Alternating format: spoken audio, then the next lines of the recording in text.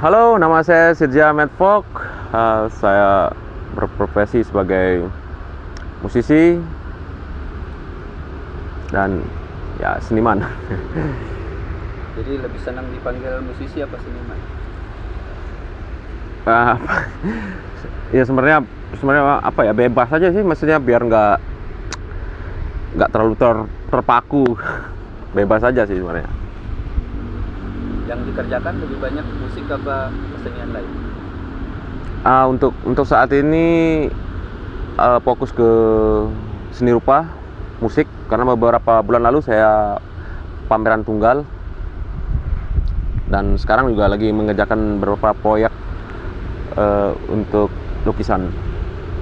Musik sih ya nomor 2 dulu lah. Proyek itu proyek apa, personal atau emang ada permintaan dari Ya komersil lah. komersial? Ya ada juga sih proyek yang memang untuk dipersiapkan untuk pameran bersama, rencana bulan November Desember kalau nggak salah.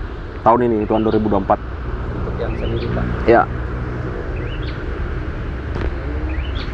Berarti kegiatan sehari-harinya sekarang fokusnya apa?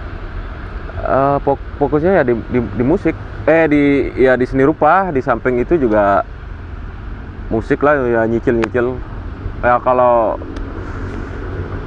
nggak ada rintangan, ya rencana tahun ini ya tur lagi gitu lah, akhir tahun. Kalau yang ngajar itu gimana? Masih? Ya itu private ya. Ngejar gambar lah. Ya.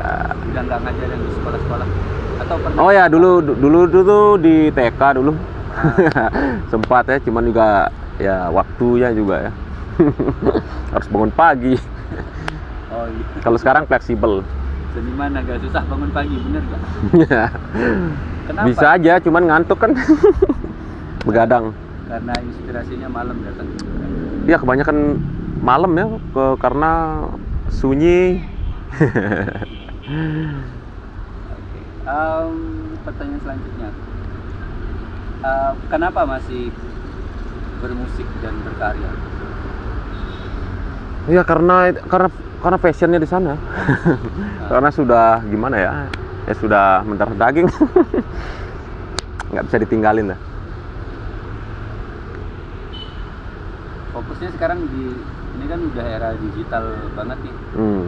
Udah mulai fokus berkarya di digital atau masih yang Analog. perform analog, Oh iya. konvensional apalah istilahnya? Ya di satu, dua-duanya penting sih. Digital itu untuk bagaimana mengarsipkannya mungkin lebih luas dan lebih aman kayaknya di digital. Jadi orang juga gampang untuk mengaksesnya itu kan, karena banyak platform digital. Hampir semua orang yang punya HP smartphone ada aplikasi untuk dengar lagu atau apa. Di samping itu fisik juga perlu, seperti CD, kaset, vinil, piringan hitam. Bahkan juga teman-teman yang di daerah lain banyak juga yang produksi kaset, malah kembali ke zaman analog. Masih ada? Oh ya, karena itu juga sebagai apa ya, legasi dan sebagai, kalau rumah ya kan ibaratnya itu seperti sertifikat gitu.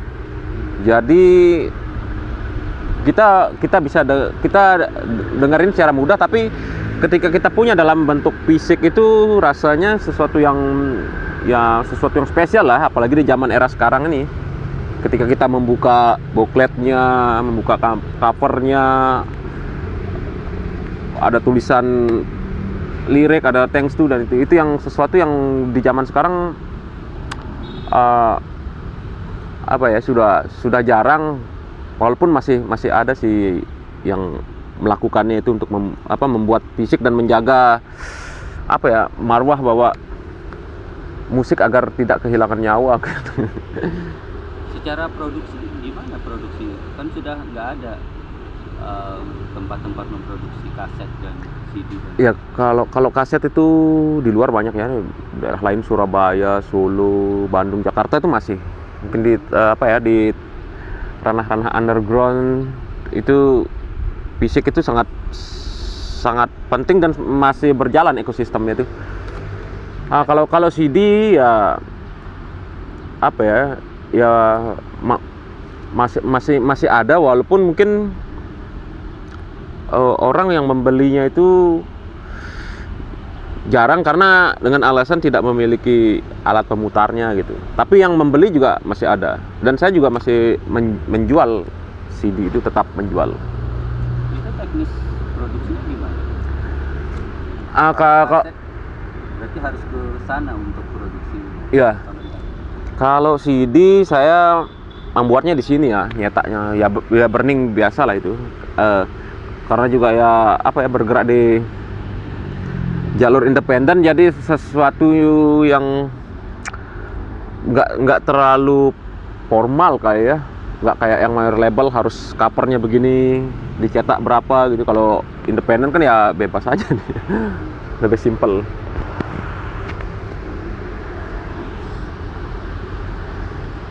Apa yang memotivasi Bang Sip untuk masih berkarya sampai saat ini? Di musik dan seni rupa mungkin ya. Terutama musik. Ya seperti itu tadi, apa ya? Ya sesuatu yang nggak bisa dilepaskan gitu ya, begitu saja gitu. Oke lah, mungkin secara teknis artinya istirahat dalam dunia bermusik, tidak bermain musik. Tapi mendengar musik kan itu mungkin sesuatu yang tidak mungkin, artinya tidak mendengar musik gitu, karena kita dikelilingin dengan hal-hal apa ya, musik gitu ya, yang tidak bisa lepas dari kehidupan sehari-hari. Dan itu juga yang akhirnya memotivasi ya, membuat saya berpikir juga apa alasan saya untuk meninggalkan dunia musik gitu. Walaupun beberapa bulan lalu saya sempat bilang ke publik gitu, misalnya saya akan istirahat dalam dunia musik, dan banyak orang yang mengira bahwa saya benar-benar meninggalkan dunia musik gitu. Tapi ya memang nggak bisa gitu. Jadi apa ya, ada kayak seperti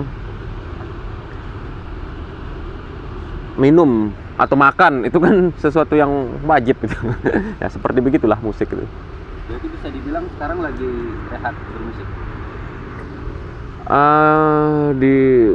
Atau berhenti total? Enggak. Dibilang rehat, ada mungkin lebih tepatnya kalau sekarang nggak seperti yang beberapa bulan atau beberapa tahun yang lalu mungkin. Kalau yang beberapa tahun yang lalu kan itu masif ya, artinya manggung buat suatu pergerakan. Kalau sekarang lebih pasif, artinya nunggu job aja gitu. Di samping itu saya lagi fokus untuk melukis gitu. Kenapa mulai pasif?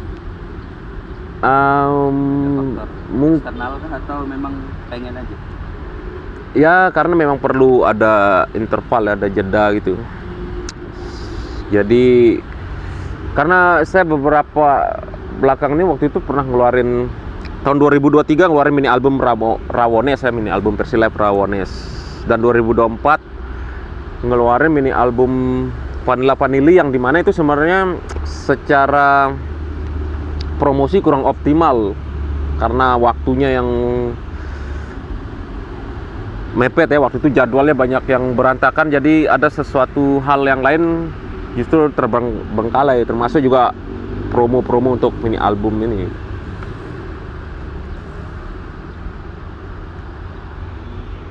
Berarti untuk tahun ini ada karya terbaru yang di musik? Di musik ada. Saya akan merilis ke mini album versi live mungkin yang ke-15 karena untuk persiapan tour. Di samping itu ada single juga yang dimana itu untuk soundtrack lagu, dan rencana mau buat film-filman lah, film-film pendek gitu. Jadi bergeraknya sejauh ini sendiri, all out sendiri, atau ada tim produksi di belakang yang bantu? Ya pastinya tentunya ada lah ya, tim yang secara nggak langsung, artinya banyak lah teman-teman yang mensupport, yang membantu ya selama ini, yang dikerjakan bersama-sama gitu, yang memang udah paham karakter saya yang gimana apa-apa itu mungkin apa ya, satset itu lah istilahnya.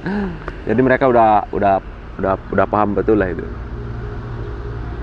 Kira-kira setelah sekian, udah berapa lama bermusik? 24 tahun ini. Tujuan dari awal bermusik sampai saat ini ada perubahan? Tujuannya? Tujuannya yang pertama sebenarnya itu untuk ini aja sih sebenarnya, untuk bersenang-senang ya, artinya mengaplikasikan apa ya, sesuatu yang mungkin entah itu keresahan atau kegembiraan yang mungkin tidak didapat di medium yang lain, akhirnya lewat seni, salah satunya dengan bermusik, itu sudah bisa mengeluarkan entah itu unek-unek atau rasa sedih, rasa gembira, itu semua diluapkan di musik gitu. Jadi ya intinya ya sebenarnya semacam kayak healing juga, apa ya, menyembuhkan diri aja gitu. Jadi senang-senang aja gitu. Akhirnya kalau orang outputnya ternyata orang malah merespon, mengapresiasi dengan senang juga, gembira, ya saya ngucapin terima kasih juga gitu. Walaupun sebenarnya ya tujuannya cuman untuk bersenang-senang aja gitu, nggak ada yang lain lah gitu. Jadi nggak ada kira-kira terbesit tujuan untuk gue bakal hidup nih dari musik? Itu mungkin ya seiring waktu proses ya, akhirnya juga kalau 100% benar-benar di musik, artinya mengharapkan di musik sih enggak sih. Karena ya itu tadi apa ya, karena takutnya juga ntar malah musiknya malah jadi nggak jujur gitu. Maksudnya wah ini semata-mata orientasi karena duit gitu, korbanin aja sisi idealis gitu. Walaupun saya pribadi sebenarnya nggak idealis yang gimana gitu ya, mungkin setiap orang kan punya pandangan pengertian idealis yang berbeda-beda gitu. Jadi ya selama musik ya punya tempatnya tersendiri gitu.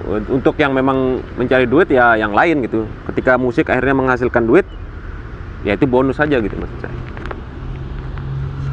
Jadi secara tidak langsung menurut Bang Sip, kalau di Lombok ini kita mau hidup dari karya itu bisa nggak? Sebenarnya sangat bisa. Ini ya, di luar musisi yang main di kafe, cover lagu orang atau main di mana gitu, yang benar-benar karya pribadi, terus mungkin kita dapat bayaran dari itu. Iya, itu sebenarnya sangat bisa ya. Kalau daerah lain bisa, Lombok ya tentu bisa ya. Cuman kan mungkin yang diperbaiki itu ekosistemnya itu ya. Artinya harus adil itu. Bagaimana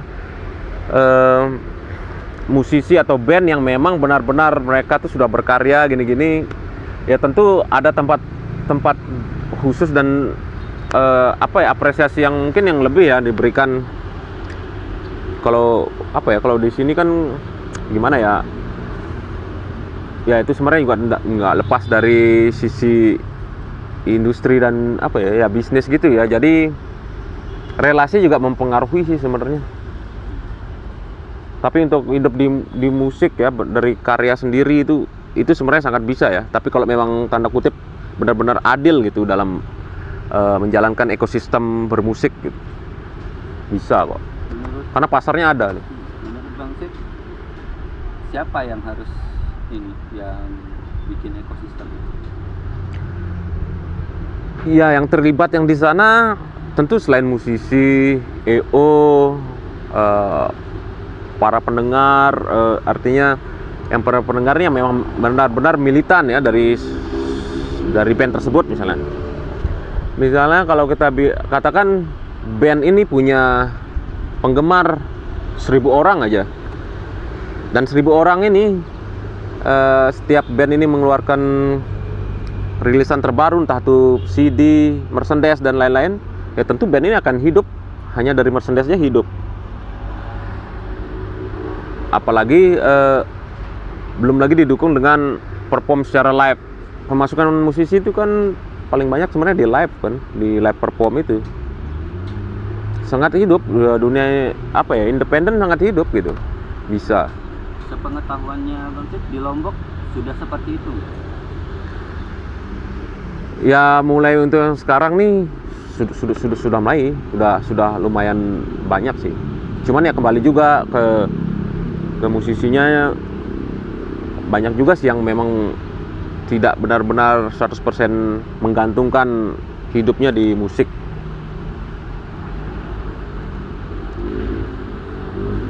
Kalau dari sudut pandangnya Bang Sid, pemusik di Lombok ini, industri musik di Lombok ini semakin berkembang atau semakin menyusut? Para pelakunya, studio musik pada udah tutup dan lain-lain gitu. Itu merhatiin. Ya, kalau secara musik sangat berkembang ya, di mana referensi-referensi itu sangat banyak, sehingga juga mempengaruhi warna musik, aransemen, dan genre dengan berbagai macam, mudah diakses.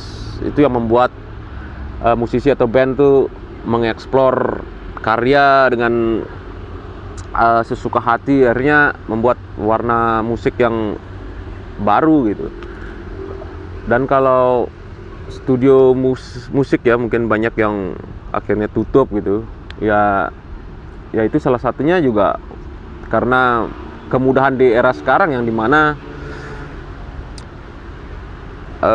alat musik itu mungkin hampir semua band juga memiliki alat musik. Dan kalau dulu studio itu full tuh ngantri itu biasanya karena banyak ini acara festival atau apa, dan itu juga salah satunya sih yang mempengaruhi kenapa studio musik juga udah mulai jarang gitu. Walaupun ada sih beberapa itu tetap yang masih eksis lah, di Mataram masih ada. Bisa sebutin nggak 5 musisi atau band atau solois yang menurut Bang Sid itu sedang berkembang sekarang Di Lombok ya. Oke, kalau band yang dengan karyanya ya, bukan band cafe atau wedding. Ada Pelita Group, ada Albert and Space kalau nggak salah. Sebenarnya banyak ya, tapi cuma 5 nih ya.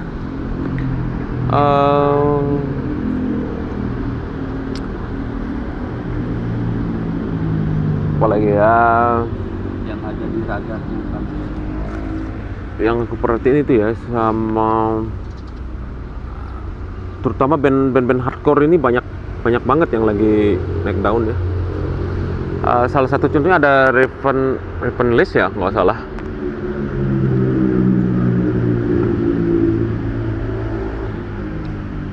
Ada Ladies First juga, band dari Lombok Tengah juga lagi sering manggung juga. Dan Titik Temu, apalagi ya, banyak sih. Kira-kira menurut Bang Sid, apa yang nggak ada di Lombok nih yang bikin musisi di Lombok ini susah terdengar sebesar band-band di luar? Padahal akses informasinya sama-sama punya YouTube, sama-sama bisa promo lewat TikTok. Kalau zaman sekarang ya, kalau dulu kan kalau kita bisa masuk RCTI atau SCTV baru terkenal. Kalau sekarang kita punya channel masing-masing.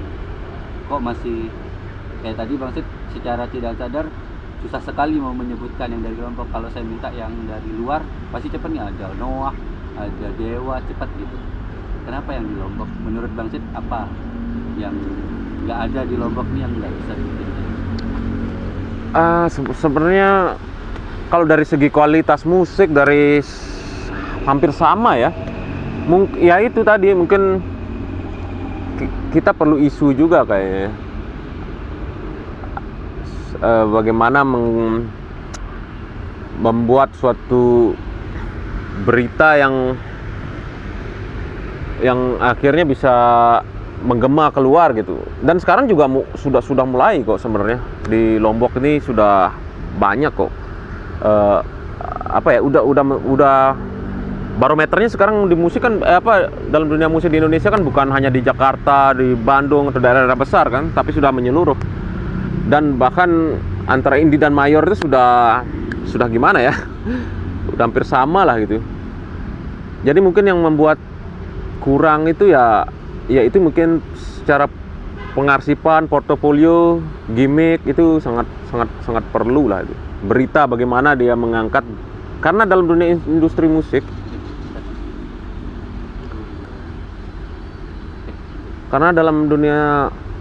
musik, apalagi itu sebenarnya bukan hanya menampilkan bagaimana karya musik atau audio yang berkualitas, tapi di situ juga ada seni pertunjukan, bagaimana perform secara live itu, yang secara visual ada sesuatu yang ditampilkan ya.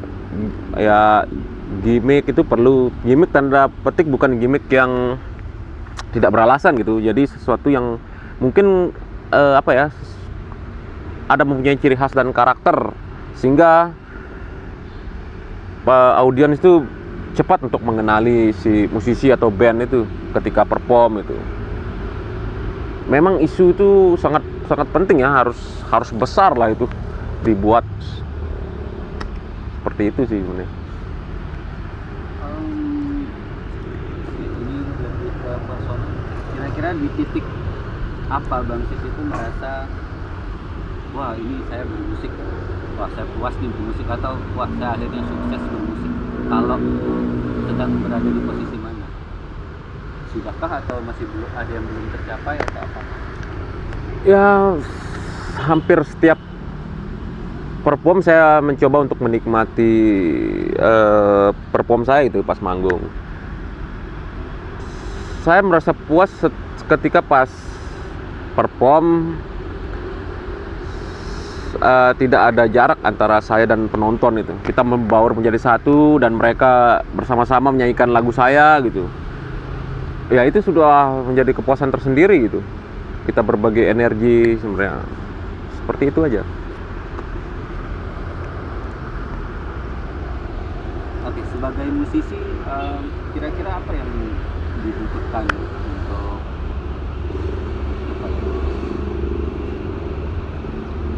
mau pengen nggak ngelihat banyak sitsia yang lain gitu, yang bikin gerakannya secara mandiri, secara independen dan lain-lain, atau ya mungkin karena Bang Sid bilang tadi kan ya hanya sekadar hobi musiknya gitu, makanya sekarang istirahat dan nggak pengen buat saya pengen hidup dari musik benar-benar itu nggak 100%, atau gimana? Kira-kira perjuangannya masih akan dilanjutkan dan akan pengen nggak melihat banyak pelaku musik seperti itu? Iya, tentunya sangat pengen sih. Bagaimana saya juga sering ngobrol juga bareng teman-teman bahwa yang kita ciptakan itu setiap orang tuh punya sisi keunikan tersendiri gitu. Jadi dia tidak akan mungkin menjadi si ini si itu. Jadi bagaimana dia menampilkan sisi dirinya itu ya, menjadi diri sendiri itu konsisten gitu ya. Memang menjadi diri sendiri juga butuh pengorbanan kan, karena harus siap mental juga gitu, karena tampil berbeda dan harus yakin dengan apa yang dia lakukan gitu, dan percaya gitu bahwa dan bermain musik juga nggak usah terlalu dibebani gitu. Kadang justru itu membuat malah tidak menjadi diri sendiri dan tidak jujur pada diri sendiri itu. Jadi lakukan sesuatu yang memang kita sukai gitu. Jadi urusan orang mau suka mau enggak itu ya urusan belakang lah. Karena seperti yang saya bilang tadi bahwa berkarya itu ya bagaimana cara seniman untuk mengobati dirinya sendiri gitu, menyembuhkan dirinya sendiri lah, seperti itu. Kalau bisa dipresentasikan sekarang, musik berapa persen, melukis berapa persen,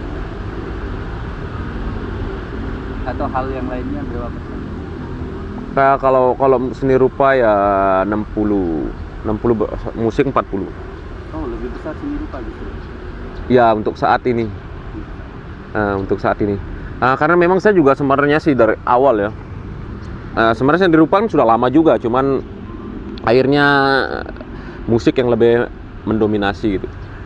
musik ini juga bagi saya untuk apa ya, untuk ya itu, untuk semacam piknik ya, ketika capek melukis akhirnya piknik gitu. Apalagi kalau misalnya ternyata ada job main, akhirnya di akhir pekan atau apa itu bisa melepas penat lah gitu. Nah ya itu, jadi Matt Fox itu lahir dari musik atau seni rupa? dari musik. Ya itu Matt Fox itu julukan kan, yang vokalis Jogang itu tahun 2016 nggak salah. Bukan, vokalis Jogang itu ya kalau nggak salah 2006 2000 berapa ya. Dan saya pakai nama Matt Fox itu ya 2016 ketika saya mengeluarkan mini album solo pertama versi live 2016. Akhirnya pakai nama di belakang ada Matt Fox yang vokalis Jogang artinya. Kenapa rilis versi live, nggak record yang Kebanyakan ya live ya. bersama seperti kebanyakan musisi? Ya karena bagi saya juga pengen punya yang karya yang memang sesuatu yang ada step-stepnya gitu ya. Itu ya, yang versi live ini semacam, kalau catatan tuh apa ya, coret-coret gitu ya. Jadi jadi saya bisa melihat bahwa di tahun ini saya dulu pernah merilis yang begini, hasilnya begini gitu. Sampai mungkin pada tahap yang agak-agak lumayan lah gitu secara audio gitu. Iya, itu bagi saya sangat penting ya. Mungkin kalau musisi lain nggak mau menunjukkan karya-karyanya yang mungkin dianggap kurang layak gitu. Tapi kalau saya pribadi, saya akan mengeluarkan karya ini duluan gitu. Mungkin kalau musisi dunia, karya-karyanya yang dulu itu yang mungkin hanya sebatas demo itu akhirnya puluhan tahun baru keluar. Ya kalau saya keluarin dulu aja gitu. Itu live-nya tetap di studio recording atau live yang dimaksud adalah ketika live perform itu direkam dan dipublish, atau memang hanya live record aja di studio rekam? Lah ya di live di record studio di kalau sekarang kan di home recording ya itu kebanyakan tetap versi live. Itu udah rekaman sendiri atau masih? Ya sama temen. Oh, sama Biasa ya ada tim. Itu ini yang sudah keberapa ya, ke-14 nggak salah. Mini album yang ke-14. Kenapa mini versi album? live? Kenapa nggak full? Ya apa ya, di samping karena kalau album itu prosesnya lama juga kan, dan di semua album itu juga tidak semua yang lagu yang menurut saya yang mungkin ketika ngeluarin mini album jadi orang cepat mengenal, cepat menghafal lagu itu. Apalagi di zaman era sekarang kan orang mungkin ngeluarin mini album atau album tuh udah agak jarang ya, lebih pada single kan, single. Nah, ya itu lebih kepada soal strategi juga sih. Ya seperti itu. Rata-rata paling banyak berapa lagu? Dalam satu mini album itu ada 4, ada 5, seperti itulah. Masih bikin komik, novel, komik? Ya komik. Rencana kalau nggak akhir tahun ini, tahun depan lah komik itu. Kalau yang seni rupanya fokusnya di luar musik bener-bener ini, atau masih bagian dari inspirasi lagu tapi dituangkan ke seni rupa?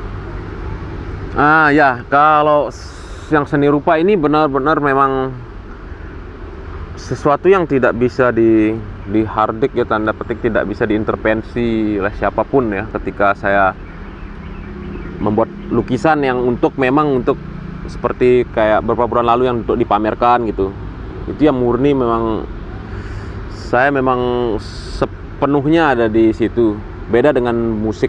Kalau di musik kan walaupun saya solois tapi tetap menerima masukan dari teman-teman atau apa. Tapi ketika di seni rupa ya itu memang benar-benar saya gitu.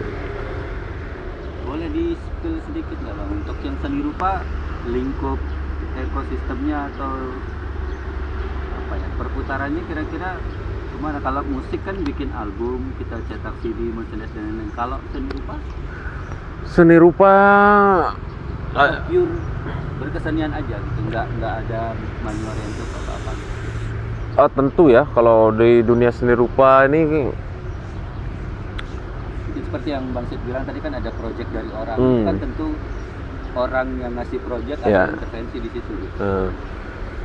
kalau yang ini ya, di dalam dunia seni rupa ya, mungkin tergantung juga teman-teman ketika akan mempersiapkan untuk pameran bersama gitu ya, tentu mereka akan membuat suatu karya yang di samping memang ada sisi idealis, ada sisi yang juga orientasinya ya untuk dijual gitu ya, berbagai macam tujuan ya. Cuman kalau berbicara secara luas, geliat seni rupa di NTB khususnya di Lombok ini sangat masif ya, walaupun mungkin tidak terlalu seperti di musik, tapi pergerakan teman-teman itu sangat banyak. Pameran tetap ada dan tidak selalu ada pada tempat-tempat yang formal gitu. Banyak sekarang seperti di kafe, di hotel atau di kebun, mereka menggelar pameran. Ini bisa dibilang lebih banyak event pameran daripada event musik di Lombok, atau Tentu musik ya, karena musik itu kan sifatnya hiburan ya, dalam hal apapun digunakan. Dan ya seni rupa masih ya, hampir setahun ini teman-teman di Lombok juga banyak yang pameran gitu ya, banyak kok. yang terakhir mungkin pesan-pesan mungkin atau untuk para musisi di Lombok terutama, atau pekerja seni di Lombok. Oke, pesan-pesannya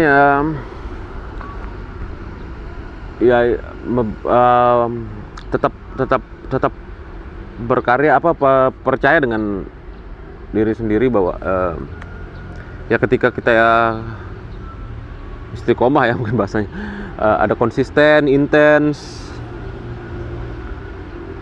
ya, sesuatu yang memang dilakukan secara terus menerus ya, dari hati ya, juga akan setiap karya juga akan menemukan takdirnya sendiri itu, entah itu pendengar, entah penikmat, semua ada pasarnya gitu.